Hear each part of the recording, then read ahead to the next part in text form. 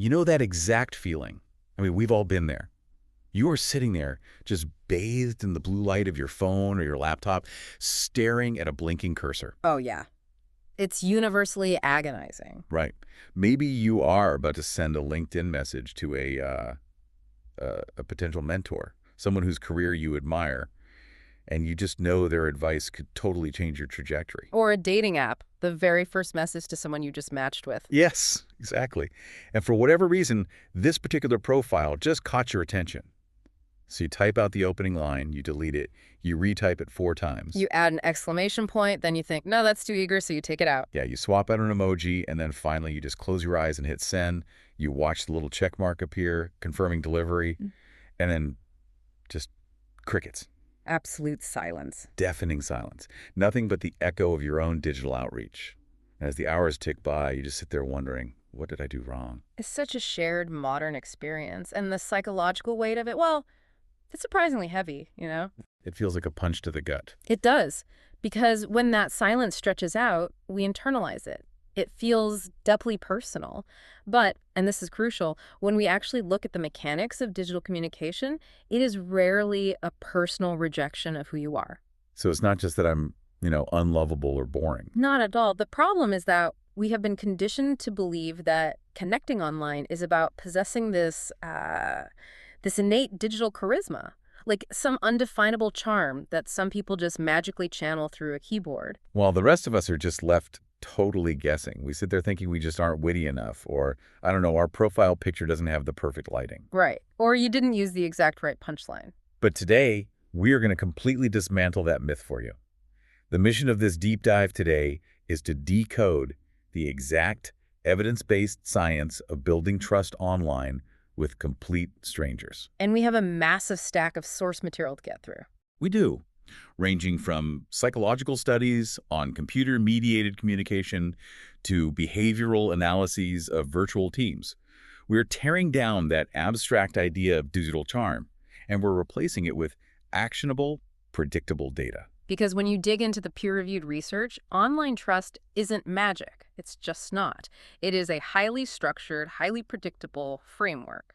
So how do the sources break this down? They break this complex phenomenon down into 3 foundational pillars. First, there's the message level. Okay, the words we use. Right, but it's not just the semantic meaning of your words, it's the structural architecture of what you type. The linguistic style, the timing of your delivery, and the specific cadence of your responsiveness. Got it. What's the second pillar? Second is the profile or context level. This relies heavily on behavioral theories like warranting and social proof. Basically, how the digital environment validates or, well, invalidates who you claim to be before you even say a single word. So they're judging you before you even hit send. Exactly. And the third pillar is the process level. This is the overarching strategy of calibrated escalation. Calibrated escalation. That sounds very tactical. It is. It's about navigating digital consent and knowing the exact psychological markers that tell you when and how to move an interaction from, say, text to a voice note or from a platform to a physical coffee shop. And if you're listening right now, whether you are trying to figure out how to manage global virtual teams at your company or expand your professional network without feeling like a sleazy salesperson. Or honestly, if you just want to find a date without being ghosted after 3 messages. Exactly. You absolutely need this framework because the fundamental rules of gravity that apply to face-to-face trust, they just do not apply when you're communicating through a screen. You can't rely on your physical presence to save you. And that absence of physical presence, that is the catalyst for everything we are going to discuss today. Before we can even begin to formulate what words you should be typing into that text box, we have to understand how the digital environment physically and psychologically alters the human brain. It changes how we perceive people entirely. It does. The lack of sensory input changes the entire algorithm for how we process safety and reliability. Let's start right there with the difference between physical trust and digital trust. Because in the physical world, trust usually takes a massive amount of time to cultivate. Decades, sometimes. Right. I like to think of physical face-to-face trust like a slow-cooked stew. You need a lot of complex ingredients. Sustained eye contact, open body language, shared physical experiences. Observing micro expressions, hearing the subtle inflections in their voice. Exactly. You put all those sensory ingredients into a pot, you leave it on a low simmer for months, sometimes years, and eventually, through sheer exposure and consistency, you get this rich, deep, unbreakable trust. I love that analogy. Thanks. But online, we are stripped of almost all those ingredients. We don't have the luxury of observing a micro expression over a text message. And we certainly don't have years to establish a baseline before we need to, say, collaborate on a massive project. Or decide if we want to meet a stranger for a drink. The stew analogy perfectly highlights the deficit we face online. We simply do not have the ingredients, and we do not have the time. So what do we do? Well, this brings us to a fascinating, almost counterintuitive paradox. It was observed in the foundational research of Circa L. Jarvanpaa and Dorothy E. Leidner. They were studying global virtual teams. Okay, picture this environment. Right, so you have software developers, project managers, designers spread across 5 different time zones. They have never met in person. They likely will never meet in person. Sounds like most remote jobs today. Exactly. Yet they suddenly have to collaborate on high-stakes, multi-million-dollar projects with strict deadlines. What the researchers discovered is that trust in these high-pressure digital environments isn't built on physical presence. Or deep emotional bonding. Right. It is built on a specific, highly functional concept known as swift trust. Swift trust. Okay, so if offline trust is that slow-cooked stew requiring time and all those physical ingredients, swift trust is it's an espresso shot. That is exactly it. It requires high pressure, exact parameters, an intense extraction process, but it delivers the required result immediately. Yes, and just like that espresso shot, swift trust is highly concentrated. And it's entirely cognitive. It's action-oriented rather than emotion-oriented. What does that look like in practice? It relies on extreme clarity of communication, unquestionable reliability, and rigorous, almost obsessive expectation management. In a virtual team, you don't trust a colleague because you know the depths of their soul. Or because you had a great conversation over lunch. Exactly. You trust them because they stated a clear, measurable objective. They promised to deliver a specific piece of code by Tuesday at noon, and on Tuesday at 11:59 a.m., that code is sitting in your inbox. Wow. So it is entirely transactional and functional. Highly functional. But what is truly remarkable is just how critical this functional trust is to the survival of the group. There was a meta-analysis on this, right? Yes, a massive meta-analysis by Christina Brewer and her colleagues. They looked at the relationship between trust and team effectiveness across dozens of studies. And you'd think, logically, that trust matters most when you are physically in the same room with people, navigating their personalities and egos face to face. Right, but Brewer's meta-analysis found the exact opposite. Trust is actually significantly more strongly associated with team effectiveness in virtual settings than it is in physical face-to-face settings. Wait, really? Why would a lack of physical proximity make trust more important? I mean, you'd assume that being isolated behind a computer screen would make you more independent, relying less on interpersonal dynamics. It comes down to the concept of ambiguity. When you are face-to-face in a traditional office, you have a plethora of alternative mechanisms for coordination and accountability. Like you can literally see if someone is sitting at their desk working. Exactly. You can catch them in the hallway for a quick update. You have the ambient social pressure of the physical environment. But in a virtual setting, ambiguity is the default state of existence. It's just a void. If you send a message to a colleague and they don't reply for 4 hours, what is happening? Are they ignoring you? Are they angry about the previous meeting? Did their internet connection drop? Are they just in deep focus mode? You have no idea. Right. Without swift trust acting as the foundational glue, virtual teams completely fracture under the weight of that ambiguity. The silence breeds paranoia. That is so true. Swift trust, which is demonstrated through proactive updates and ruthless reliability, it mitigates that panic. So in a professional, project-based setting, if you want to succeed, you need to be serving espresso shots of swift trust. You remove the ambiguity through clarity and action. Exactly. But that makes sense for coworkers. What happens when we shift gears to something inherently personal? Say you are trying to build a genuine friendship online, or you are navigating the early stages of online dating. It changes completely. Right, because you aren't delivering code by noon. You are trying to figure out if you actually like this human being. This is where our source material dives into Joseph B. Walther's hyperpersonal model, and honestly, the mechanics of this absolutely blew my mind when I first read it. Walther's hyperpersonal model is arguably the cornerstone theory in computer-mediated communication. It challenges everything we intuitively assume about digital interaction. How so? The model fundamentally argues that online communication can, under the right circumstances, lead to levels of intimacy, affection, and perceived understanding that actually surpass face-to-face communication. Surpass it. Yes, and it can happen at an incredibly accelerated rate. Okay, wait. How does a lack of information, no facial expressions, no tone of voice, no physical presence, make us trust someone more? That sounds like a recipe for a massive delusion. I mean, if I can't see your face, shouldn't my guard be way up? You are identifying the exact danger of the model, the delusion aspect.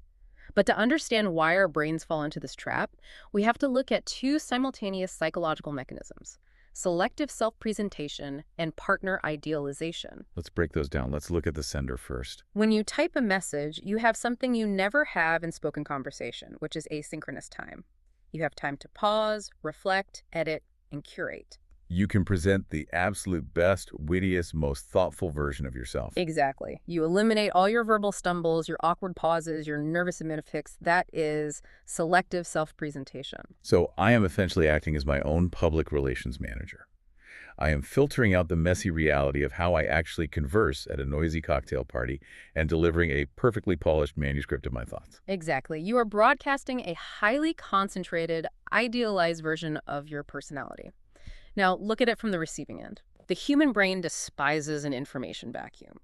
It evolved to construct complete narratives out of fragmented data. So if you send me a few positive, witty, carefully curated text messages, my brain takes that data. But I don't know what you look like when you are stressed out. Right. I don't know how you treat a waiter when they get your order wrong. I don't know if your apartment is a mess. So what does the brain do? In the absence of that contradictory, messy, real-world data, my brain automatically fills in the blanks with idealized assumptions that align with the positive text messages. I assume you are just as flawless in reality as you are in text.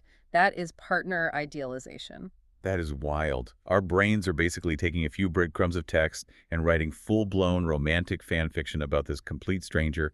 We aren't falling for them. We are falling for the avatar our own brain constructed. Fan fiction is incredibly accurate, and researchers have tested exactly how powerful this effect is. There was a fascinating study by Jiang, Bazarova, and Hancock that explicitly tested this attributional process, specifically looking at self-disclosure. What do they do? They set up an experiment comparing computer-mediated communication with face-to-face interactions to see how people build intimacy. They found that self-disclosure, the act of sharing personal details or vulnerabilities, frequently leads to significantly faster and more intense intimacy online than it does face-to-face. Why would typing a vulnerability be more impactful than looking someone in the eye and saying it? That feels so backwards. Because offline, your disclosure is competing with a massive amount of environmental and physical noise.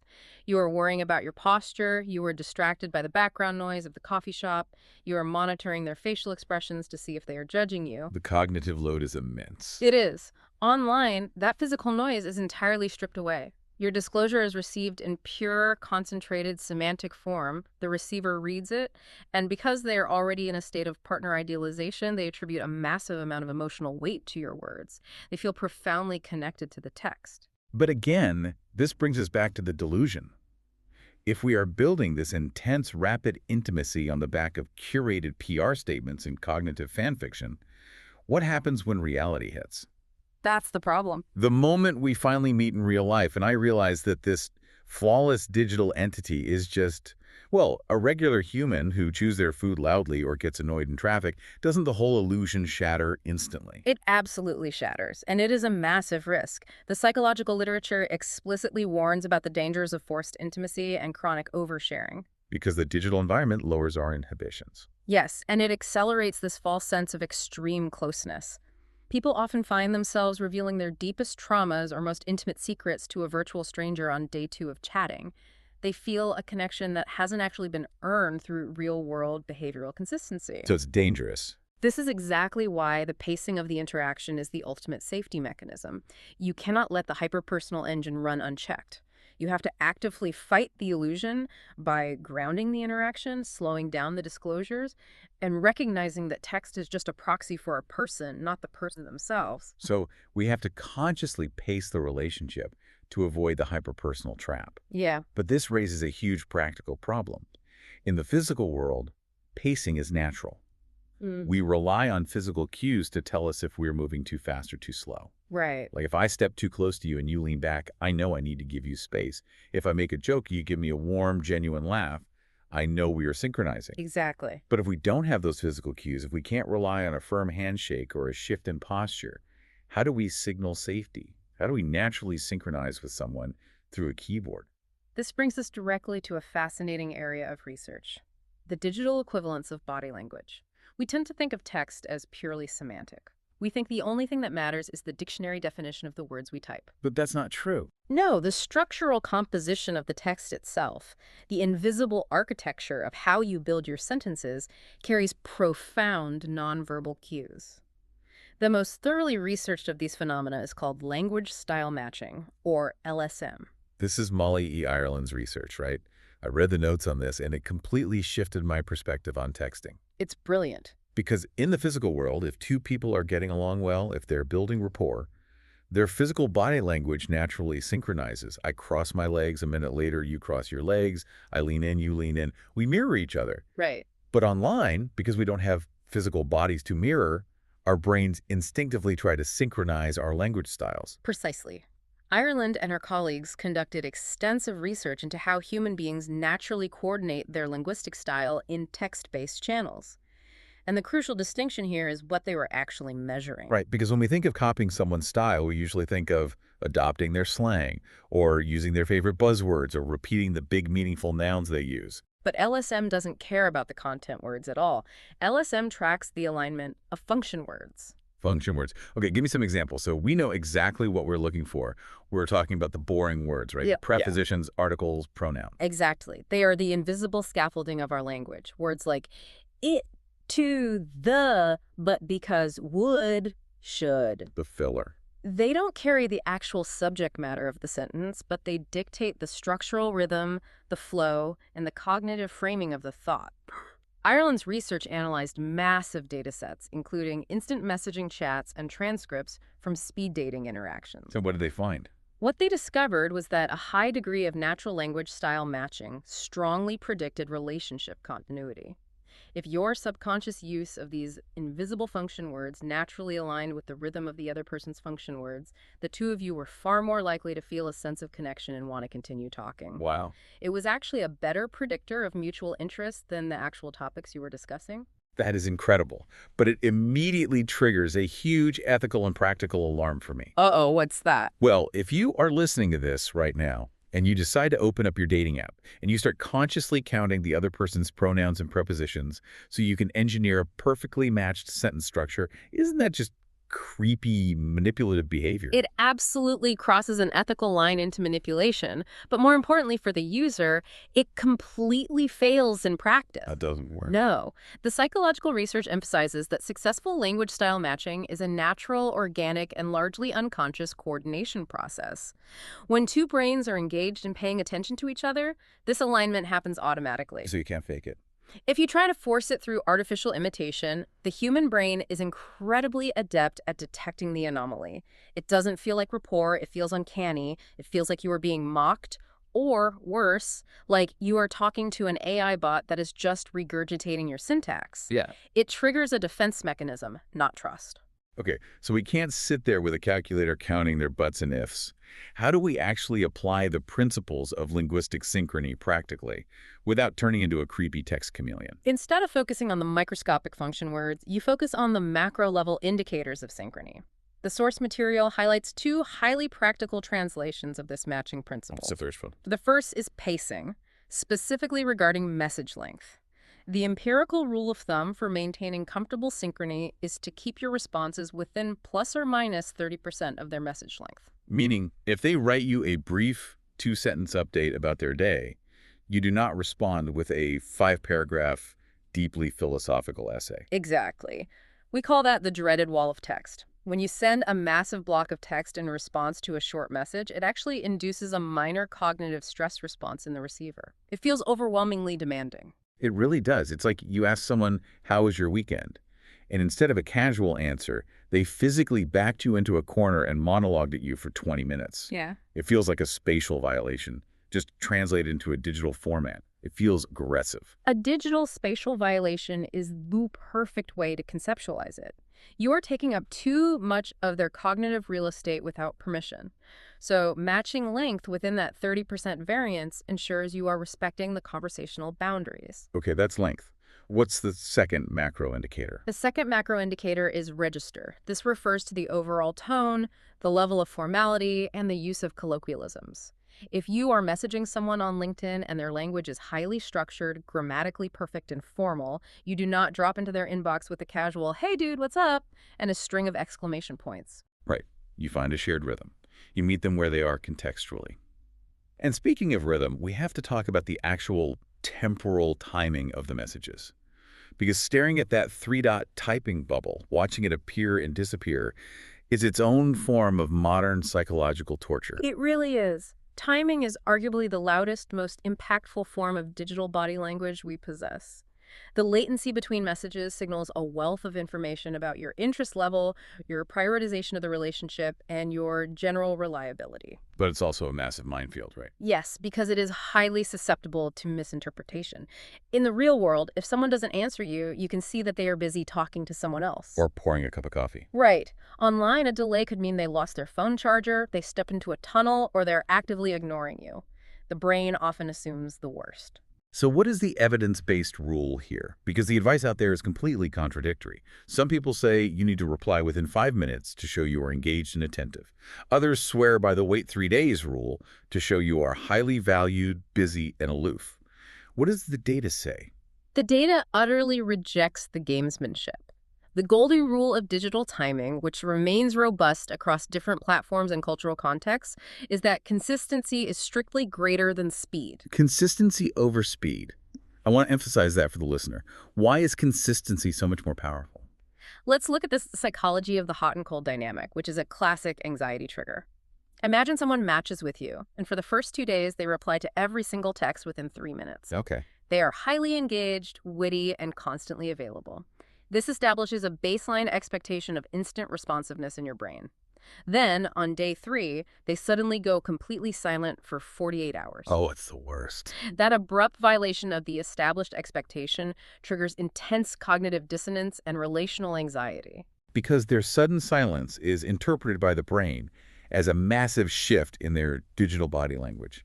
It screams, "I am pulling away. I am losing interest."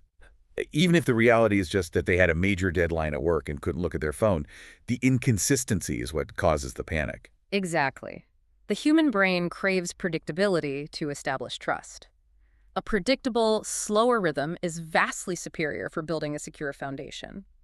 If you establish a pattern of always replying once a day, perhaps in the early evening when you have time to focus, the other person's brain adapts to that rhythm. They don't panic when they don't hear from you at noon because they know the evening message is coming. You want to be a reliable metronome, not a terrifying roller coaster. Be the metronome. Yeah. That is incredibly actionable. Now, we cannot talk about digital body language and text interpretation without addressing the brightly colored little yellow faces in the room.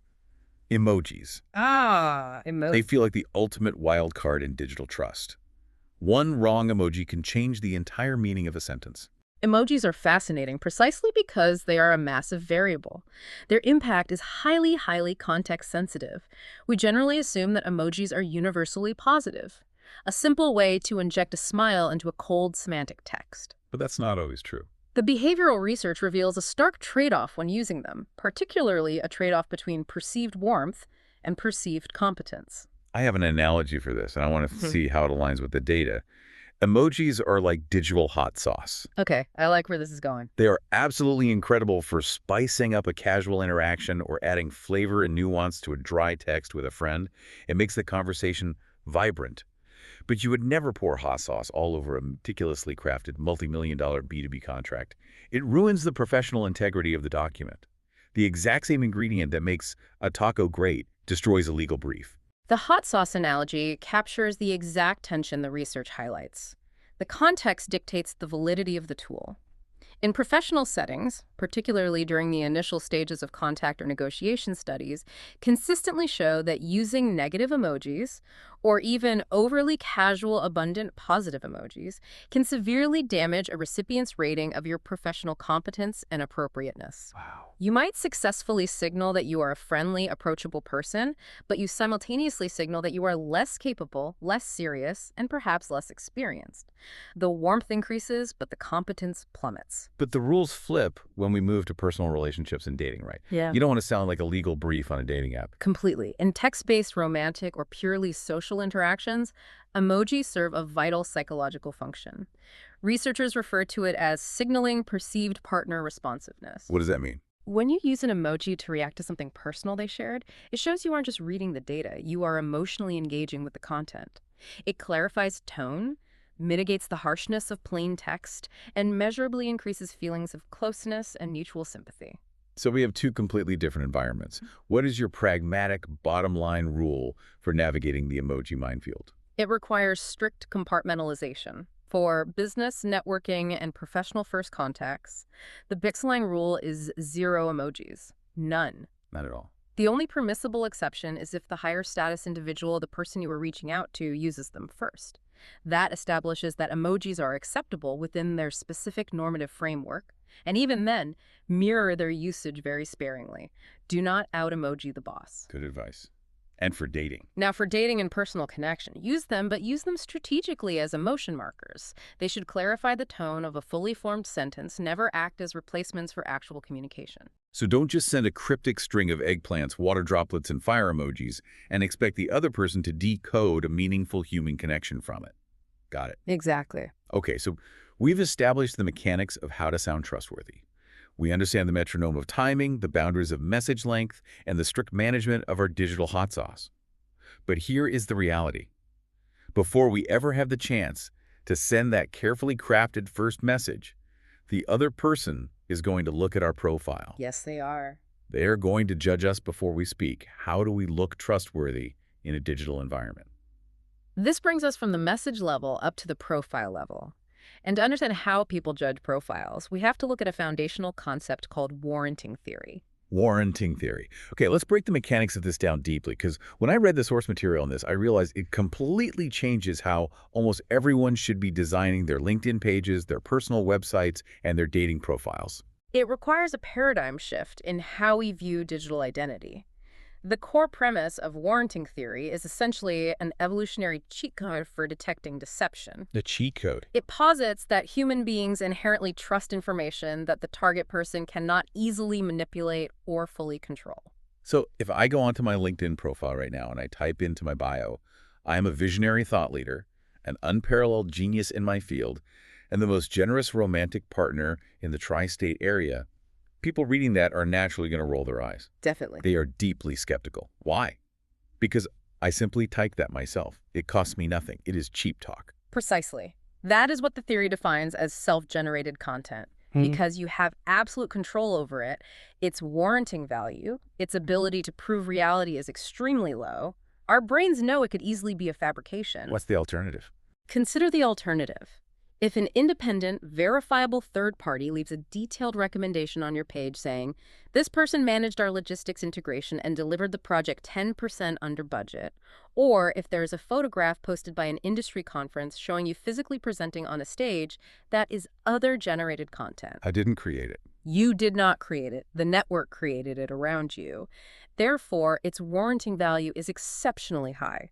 When behavioral scientists run experiments, particularly those testing mock social media profiles, the results are definitive.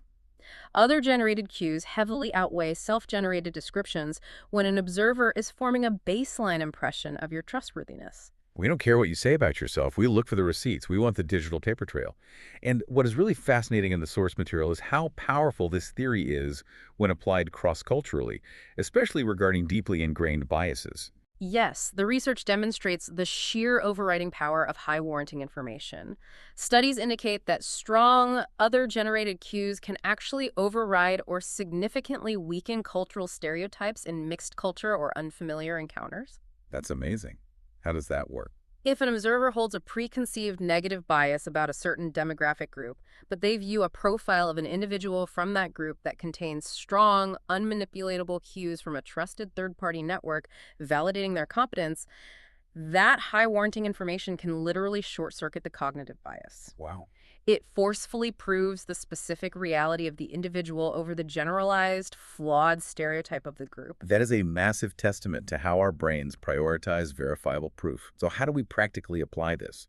If you are listening right now and you know you need to audit and update your professional networking profiles, what is the immediate actionable takeaway based on warranting theory? The first step is to stop flexing with self-assigned adjectives. Go into your bio and ruthlessly delete the words guru, expert, ninja, and visionary. Delete them all. They actively degrade your trust signals.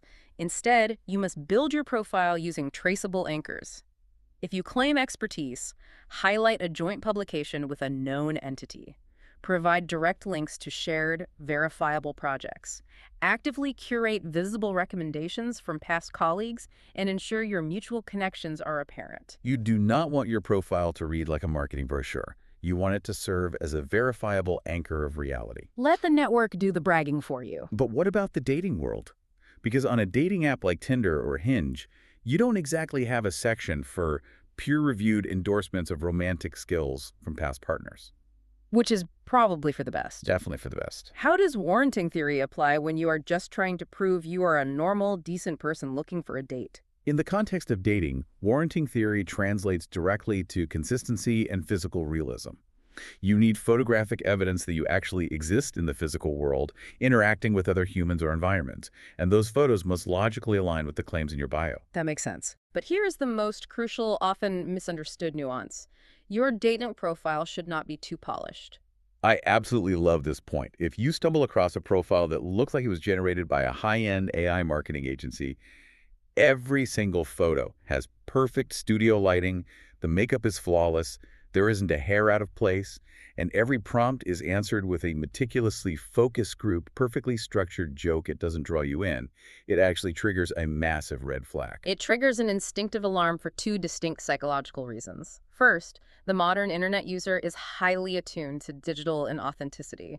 We have been burned by bots and filters too many times. Yeah, we have. We subconsciously look for slight imperfections, a slightly awkward smile, a messy background in one photo, a casual, unedited thought as essential cues of real, messy humanity. Perfection signals deception. And the second reason? Second, an over-polished profile feeds directly back into the hyper-personal idealization trap we discussed in the first pillar. If you present absolute, unblemished perfection online, you force the observer to idealize you to an impossible standard. And the inevitable moment you meet offline, and you have a coffee stain on your shirt or you stumble over a sentence, the jarring contrast between the perfect digital avatar and the flawed human reality shatters the trust entirely. It's the uncanny valley of dating profiles. Yeah. If it looks too perfect, our brain assumes it is a trap. The takeaway is beautiful, be a little messy, be undeniably human. Yes. Okay, so let's take stock.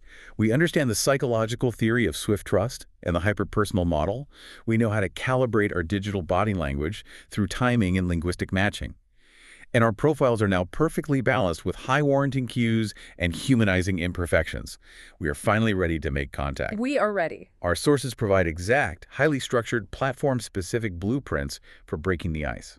Let's start with the ultimate professional battleground, LinkedIn. LinkedIn is the purest digital environment for swift trust. The overarching goal here is clarity of intent and absolute minimal friction for the recipient. How do we do that? The source material outlines a highly effective, psychologically sound three-step sequence for initial outreach. Step 1 is the connect note. It must be brutally short, and it must contain a highly specific warranting anchor to justify your presence in their inbox. Give me a concrete example of how this should sound. Hello, Sarah. I came across your recent article on supply chain logistics.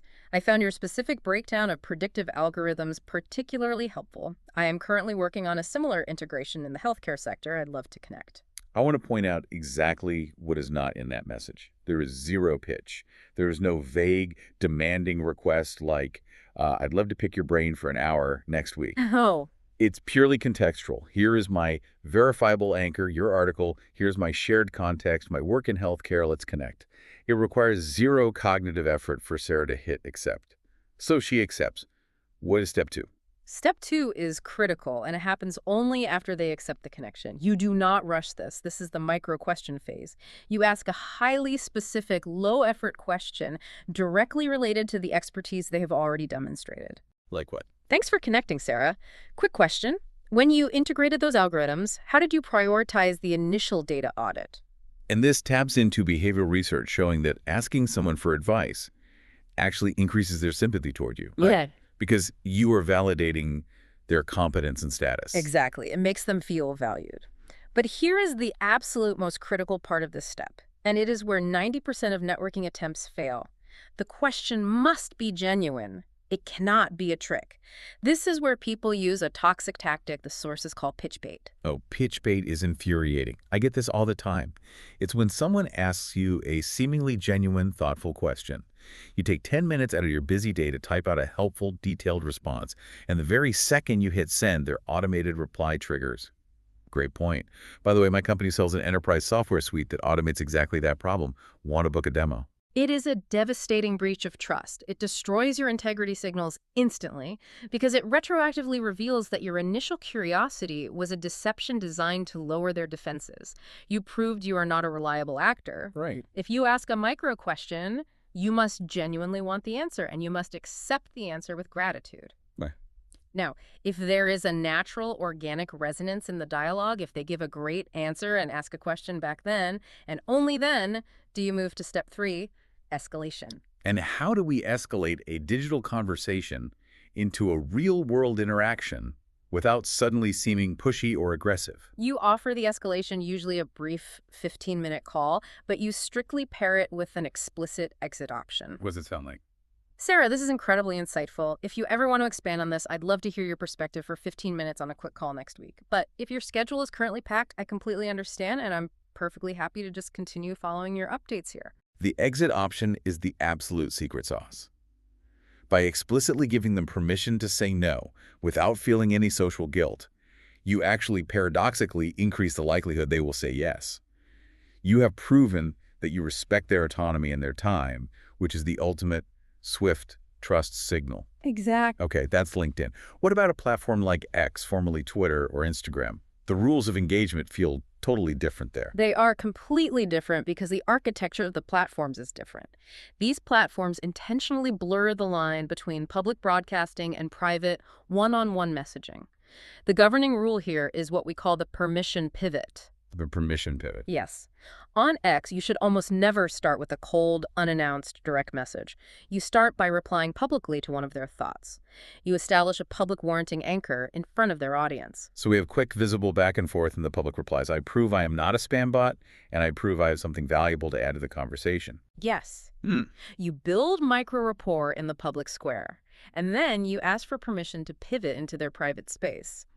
Hey, I have a specific follow-up on this, but I don't want to clutter your public feed. Is it okay if I DM you a quick question about it? The consent frame. It is so brilliant and respectful. It acknowledges that a DM is an intrusion. It's like their public feed is their front lawn and their DM inbox is their living room. You don't just kick the door down and walk into the living room. You politely knock on the front door and ask if you can come in. Exactly. You are granting them control of the boundary. And on Instagram, the lowest pressure, most natural entry point is the story reply. Oh, those are great. If someone posts a picture of a book they are reading on their 24-hour story, you reply directly to that specific story asking, I've been meaning to read that. What was the biggest highlight of the first chapter for you? It is highly contextual. It provides an immediate, relevant anchor. It vanishes in 24 hours, so the stakes are low. And it doesn't feel like you are aggressively pursuing them out of nowhere. Okay, now let's tackle the absolute minefield dating apps. You are staring at a profile on Hinge or Bumble. You have 3 carefully curated pictures and a bio that literally just says, I like tacos and travel. You have 0 professional context. How do we systematically build trust there without falling into the hyper-personal delusion? The source material provides a highly structured curiosity ladder specifically designed for the unique environment of dating apps. It is a 6-message standard flow. The goal is to establish rapport, demonstrate emotional intelligence, and safely escalate to an offline meeting before the hyper-personal idealization trap closes on you. Walk us through the psychology of the ladder, step by step. I want to hear this. Message 1 is the anchor in question.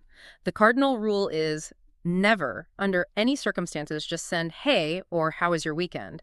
It forces them to do all the conversational heavy lifting.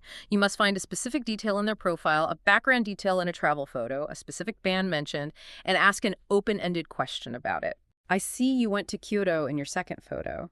What was the one thing there that totally exceeded your expectations? It proves you actually looked at the profile. What is the next rung? Message 2 is the follow-up.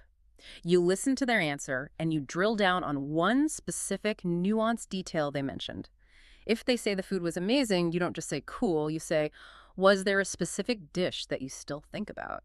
This proves active listening and responsiveness. You are showing that you are present in the conversation, not just running a copy-pasted script on 50 different matches. Message 3 introduces a critical shift, the mini disclosure.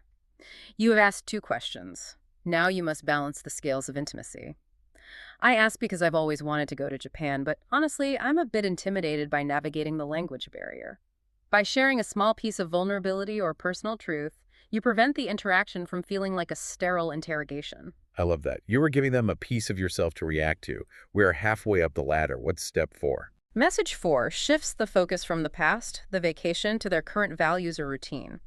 Since you're back in the real world now, what does an ideal, uninterrupted Sunday look like for you? This tests lifestyle compatibility. Are they hiking at 6 a.m. or sleeping until noon? It grounds the conversation in their day-to-day reality.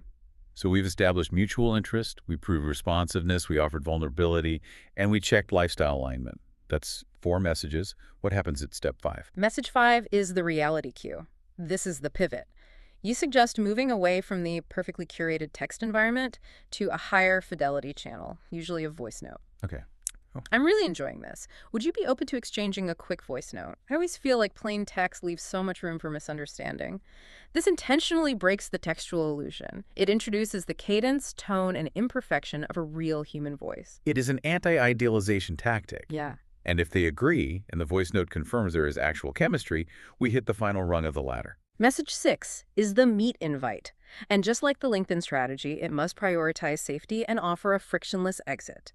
If you're up for it, I'd love to grab a 30-minute coffee on Thursday afternoon at that public cafe on Main Street. But if you prefer to chat on here a bit longer first, I am totally comfortable with that too. It's a highly structured progression, but the sources highlight a really profound concept regarding the urgency of that 6th message. It's called modality switching.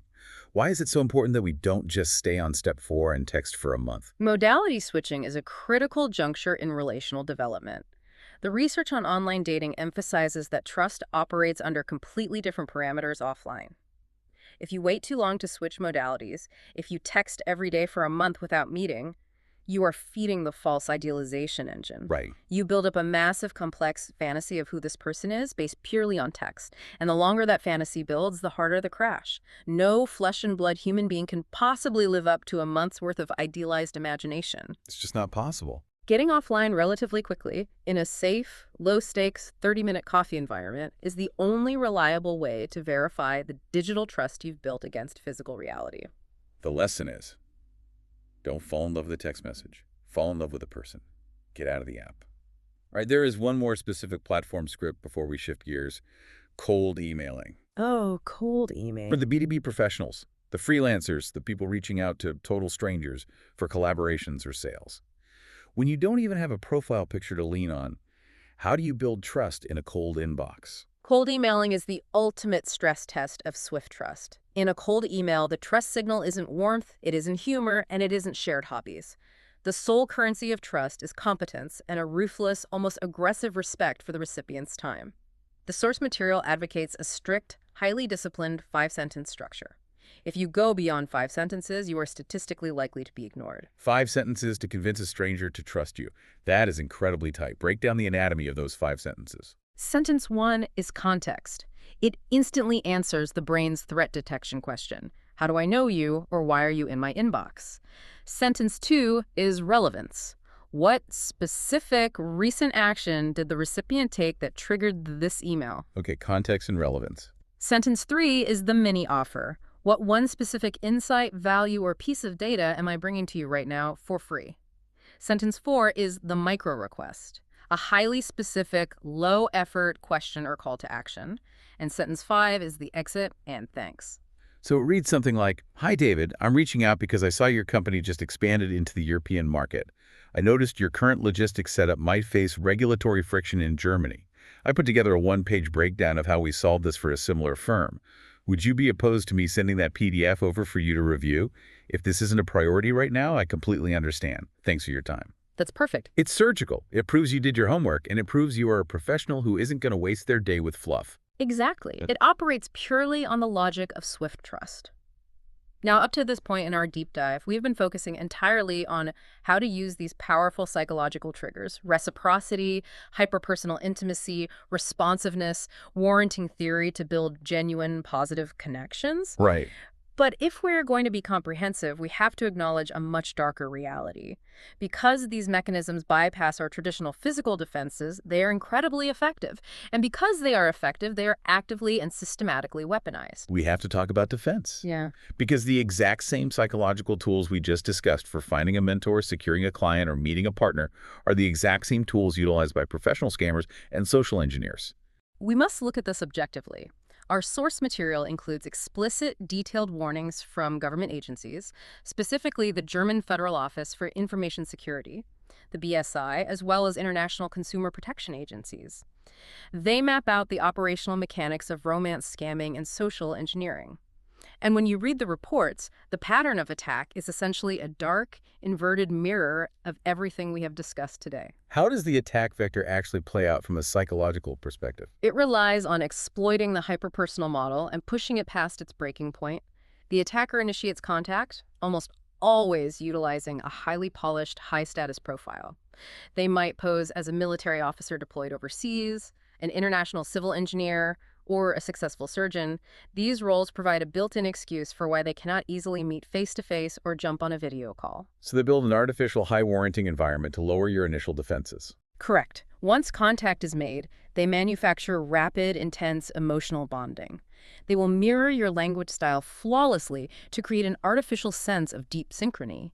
They will use deep, highly emotional self-disclosure, sharing fake stories of past trauma or lost loves to force you into reciprocal vulnerability. They are speed-running intimacy. They are trying to get you to step 5 of the curiosity ladder on day 1. Exactly. They weaponize vulnerability. And then comes the most critical operational step in the scam: isolation. Before the platform's security algorithms can detect their fraudulent behavior and ban them, they will urgently try to move the target away from the public dating app or social media site. They will pressure you to move the conversation to a private, encrypted channel like WhatsApp, Telegram, or regular SMS. Why is that isolation step so critical for them? Is it just about avoiding the platform's moderators? Avoiding moderators is part of it, but the primary psychological reason is that it cuts the target off from the warranting reality of the original platform. On a dating app, you are continually reminded that you met this person in a digital marketplace. In your private text messages, alongside texts from your mother and your best friend, the scammer's messages feel exponentially more intimate and real. Oh, wow, that was devious. Once you are isolated in that private channel, the psychological manipulation and gaslighting intensify. Eventually, the crap springs. They fabricate an elaborate, time-sensitive emergency, a frozen bank account, a medical crisis, a customs fee, and issue a desperate demand for financial assistance. The agencies emphasize that the only reliable defense against the sophisticated manipulation is strict data minimization in early contacts, rigorous independent verification of identity, and an absolute unbreakable rule against transferring money or crypto to someone you have never physically met offline. It is a sobering, necessary reminder that your digital trust is a high-value target. And it's not just financial scammers orchestrating these tactics. The source material also delves into the complex ethics of information gathering, drawing a direct parallel between certain aggressive networking tactics and formal intelligence operations. This is where the behavioral science intersects with a fascinating ethical boundary. The sources reference an unclassified pamphlet from the U.S. Defense Counterintelligence and Security Agency, the DCSA. The pamphlet is designed to train personnel against a psychological technique called elicitation. Elicitation. It sounds surgical, like pulling teeth. In a psychological sense, it is. Elicitation is the highly strategic, structured technique of gathering sensitive, proprietary, or classified information from a target during what appears to be a completely casual, innocent conversation. The entire goal is to extract the data without the target ever realizing they were being pumped for information. So it's essentially conversational espionage. It's weaponized curiosity. Correct. And the sources make a vital overarching point here regarding how we interact online. Using spy tactics or pretexting, pretending to be someone you aren't, faking an interest in a topic just to gain access to an industry secret, or feigning emotional vulnerability to manipulate a date is ethically toxic. It poisons the well of personal and professional networking. Because true, sustainable trust requires absolute transparency of purpose. I have an analogy for this, and I think it highlights the ethical line Yeah, perfectly. let's hear it. Imagine you are at a train station. It's the difference between asking someone for the time so that you can distract them for 5 seconds while your accomplice steals their watch, versus asking someone for the time because your phone is dead and you genuinely want to know if you're both about to miss the same train. The physical action approaching a stranger and asking for the time is identical in both scenarios. But the hidden intent behind the action changes the entire ethical reality of the interaction. That is a perfect distinction. The intent is everything. If you perfectly execute the three-step LinkedIn sequence we discussed, you use a warranting anchor, you ask a micro question, but your underlying intent is a hidden, aggressive sales pitch that you plan to spring on them the moment they drop their guard, you are essentially engaging in a low-level form of elicitation. You are stealing the watch. You are prioritizing your extraction of value over their autonomy. So if conversational espionage and hidden agendas are the dark side of communication, what does the source material offer as the ethical alternative? Yeah. If we're in a high-stakes scenario where we really need to understand someone's true motives, maybe we are interviewing a potential co-founder or navigating a complex client relationship. How do we gather information effectively without resorting to manipulation? The ethical alternative highlighted in the sources actually comes from a highly unexpected place. The FBI HIG, which stands for the High Value Detainee Interrogation Group. The source material contrasts the deceptive nature of elicitation with the FBI's deeply researched, evidence-based reports on non-coercive interview best practices. Wait, let me make sure I'm following this. The FBI's manual for interrogating high-value targets is being presented as our model for ethical, transparent communication. Yeah. That sounds contradictory. It sounds contradictory until you look at what the science actually proved. For decades, the assumption was that deception, psychological pressure, and coercion were the best ways to break someone and get the truth. But the FBI's rigorous behavioral science research demonstrated that those tactics actually yield incredibly low-quality, unreliable information. People under pressure lie, or they tell you what you want to hear to stop the pressure. The research concluded that the absolute most effective way to understand someone's true motives and gather highly accurate, reliable information is to build genuine rapport, establish a cooperative conversational framework, and demonstrate profound, visible respect for their autonomy and their boundaries. Transparency, respect, and cooperation yield better data than trickery. Consistently. You state your goals clearly, you listen actively to their responses without interrupting, and most importantly, you allow them the explicit freedom to engage or to disengage from the conversation. It is the exact philosophical opposite of social engineering. Okay, this has been an incredibly dense, profound journey through the mechanics of trust. We understand the theory of the hyperpersonal illusion, we have the exact platform blueprints, and we know exactly where the ethical guardrails are placed. But knowing the theory isn't enough to change behavior. You have to practice it. Our source material provides specific drills to help build this trust muscle. Let's build a standard operating procedure and SOP for you, the listener, to start using the moment this deep dive ends. The most actionable, evidence-based drill outlined in the sources is called the 2-1-1 loop exercise. It is a cognitive drill designed to train your brain to perfectly balance responsiveness with appropriate intimacy. The challenge is to actively employ this specific structure in your very next digital conversation. How exactly does the 2-1-1 loop work in practice? For every significant exchange in the conversation, you aim to structure your reply using a specific ratio. 2 mirroring sentences, 1 follow-up question, and 1 mini disclosure. Let's break the psychology of that down. Start with the 2 mirroring sentences. This is applied active listening. You are explicitly reflecting back the core of what they just told you to prove your brain has processed their data. You use framing phrases like, "It sounds like you were really frustrated by the constant delays on that project," or, "So what you mean is the unexpected weather was actually the best part of the whole trip." You're confirming reality. Okay, 2 of those, then 1 follow-up question. This step relies heavily on the research by Huang and colleagues, which demonstrated that consistent question asking is the primary driver of perceived sympathy. But the crucial rule is that it must be a true follow-up, not a pivot to a new topic. How did your team ultimately handle that frustration with the delays? And finally, you finish the loop with one mini disclosure. I ask how you handled it because my own team is facing a very similar bottleneck right now, and I'm honestly not sure how to navigate it. This final step provides the why behind your curiosity. It justifies your question and offers a small, calibrated piece of vulnerability. This maintains the equilibrium of intimacy. The strict 2-1-1 ratio is a guardrail. It prevents you from asking too many questions and sounding like an interrogator, and it prevents you from sharing too much and triggering the hyperpersonal oversharing trap. It's a structured conversational workout. 2 parts active listening, 1 part focused curiosity, 1 part calibrated vulnerability. I love how actionable that is. What is the next drill for our SOP? The emoji A/B hygiene check. This is about ruthlessly auditing and separating your professional communication style from your personal communication style. Before you hit send on any message, you run a visual audit. Look at the emojis. Are you messaging on a business channel like LinkedIn or a work Slack? If it's a first contact or a high-stakes conversation, delete them, all of them. Are you on a dating app? Review the emoji. Ensure it is merely adding emotional context to a fully articulated thought and not acting as a lazy replacement for the thought itself. It is the hot sauce audit. Check your spice levels before you serve the dish. And finally, the most important safeguard. Before we ever decide to escalate an interaction, before we ask for the sales call or suggest the coffee date we need to run the interaction through the flowchart logic. This is the consent and safety gate flowchart. It is a strict binary decision tree designed to prevent you from rushing swift trust. Question 1. Has there been clear, positive, mutual resonance in the conversation? Have they asked questions back? Have they elaborated on their answers? If no, you do not escalate, you wait, you recalibrate, or you let the connection go. If yes, you move to question 2.